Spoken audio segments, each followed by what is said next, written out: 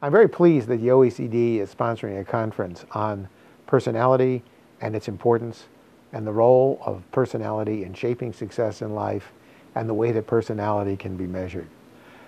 In some sense, what the modern discussion is that we're having at this conference and the modern discussion about personality and character skills really takes us back to what I think is a classical understanding of what were the characteristics, what were the features of a person that would lead to flourishing life. And Aristotle wrote about this, and many, many others, and various religions and various kinds of philosophies. They've all noted that aspects of temperance, control, planning, forward-lookingness, these traits, these characteristics are extraordinarily important, and they are essential features. What's odd is that in the last 50 years, because of the growth of the testing industry and because of the focus on the standardized achievement test, that so much of educational policy has been directed towards achievement tests, tests that essentially tell us how well somebody can do on a standardized test. They're easy to grade, they're easy to make up, and they've become a focal point of how we think about schools, how we think about people, and how we think about entire nations and educational systems.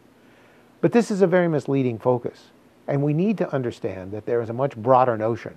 that these so-called soft skills or personality skills play a very important role in shaping who we are, what we become, and how we can control our lives and shape our lives and the lives of our children. So this conference and the paper that I'm giving at the conference and some of the discussions that will be held will focus on these facts, these characteristics about human beings which have become neglected in recent years, but play such an important role. And what we now know is that not only are these characteristics important, when we put them side by side in terms of test scores, IQ tests, achievement tests, what we know and we've come to understand is that these tests are only a part of what's required. That personality traits are very important and for many, many tasks as important or maybe even more important than other